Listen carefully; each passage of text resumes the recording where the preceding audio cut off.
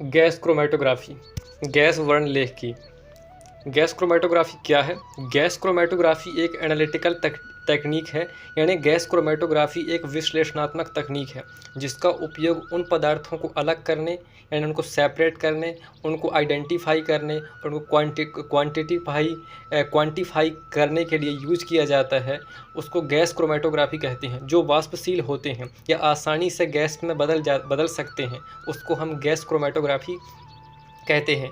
Gas chromatography एक analytical technique है जिसका यूज़ उन पदार्थों को सेपरेट करने के लिए, उनको आइडेंटिफाई करने के लिए, उनको क्वांटिफाई करने के लिए किया जाता है, जो वाष्पशील होते हैं या आसानी से गैस में बदल सकते हैं। दूसरा, गैस क्रोमेटोग्राफी का मूल सिद्धांत, principle of gas chromatography. Gas chromatography का सिद्धांत इस बात पर आधारित है कि मिश्रण के विभिन्न घटक मोबाइल फेस और स्टेशनरी फेस के साथ अलग अलग तरीके से इंटरैक्ट करते हैं। जो कंपाउंड स्टेशनरी फेस से ज़्यादा जुड़ता है, देरी से निकलता है, और जो कंपाउंड मोबाइल फेस से जुड़ता है वो जल्दी निकलता है, और इससे अलग अलग कंपाउंड्स का सेपरेशन होता है। अगला है तीसरा पॉइंट, गैस क्रोमेटोग्राफी के मुख्य भाग, कंपोनेंट्स ऑफ गैस क्रोमेटोग्राफी। पहला क्या है? कैरियर गैस यानी मोबाइल फेस। इनर्ट गैस होती है, जैसे हीलियम है, नाइट्रोजन है, हाइड्रोजन है, और सैंपल को कॉलम में आगे बढ़ाती है।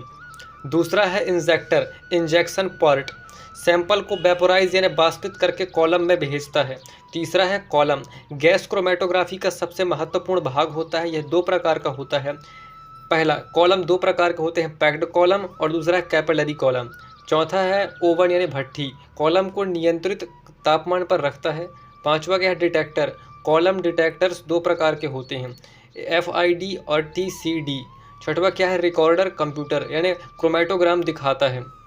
अगला पॉइंट है गैस क्रोमेटोग्राफी की गैस क्रोमेटोग्राफी की कार्य प्रणाली, वर्किंग ऑफ गैस क्रोमेटोग्राफी। तो इस डायग्राम को आपको कैसे बनाते हैं, इसको 3-4 बार बनाकर सीख लेना है। तो इसको आप स्क्रीनशॉट ले सकते हैं इस प्रकार से।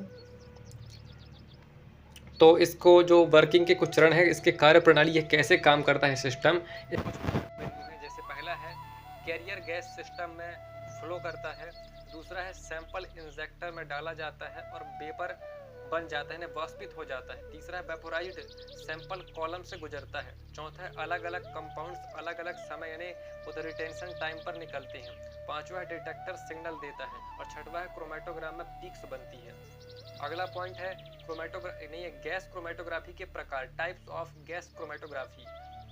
पहला है gas liquid chromatography, stationary phase liquid होती है और इसका यूज सबसे ज्यादा किया जाता है। दूसरा है gas solid chromatography, stationary phase solid होती है। छठवां पॉइंट है महत्वपूर्ण टर्म्स। पहला क्या है? रिटेंशन टाइम, कंपाउंड के निकलने का समय बताता है। दूसरा है पीक्स एरिया, मात्रा यानी क्वांटिटी बताता है। तीसरा है रेजोल्यूशन, सेपरेशन की क्वालिटी बताता है। और चौथा क्या है? बेसलाइन यानी क्रोमेटोग्राम की बेसलाइन बताता है। सातवां क्या है? गैस क्रोमेटोग्राफी के उपयोग। पहला है पेट्रोकेमिकल इंडस्ट्री में, दूसरा है फूड इंडस्ट्री में, तीसरा है एनवायरमेंटल इंडस्ट्री में, चौथा क्या है? फोरेंसिक साइंस में, और पांचवा क्या है कि फार्मास्यूटिकल इंडस्ट्री में। आठवां पॉइंट है गैस क्रोमेटोग्राफी के फायदे। पहला क्या है? बहुत अधिक हाई सेंसिटिविटी होता है और बहुत ज़्यादा उच्च गुणवत्ता वाला होता है। दूसरा है तेज और एक्यूरेट होता है। तीसरा है स्मॉल सैंपल की रिक्वायरमेंट होती है, और चौथा क्या है? एक्सीलेंट सेपरेशन होता है। नौवां पॉइंट है गैस क्रोमेटोग्राफी की सीमाएं। पहला, केवल वोलेटाइल कंपाउंड्स के लिए यूजफुल है। दूसरा है हाई टेम्परेचर की रिक्वायरमेंट होती है। तीसरा क्या है? थर्मली अनस्टेबल कंपाउंड्स एनालाइज नहीं कर सकते हैं। माने थर्मली यानी होता है गर्म, यानी अनस्टेबल यानी अस्थिर कंपाउंड, अस्थिर गर्म यौगिक को हम एनालाइज यानी विश्लेषण नहीं कर सकते हैं।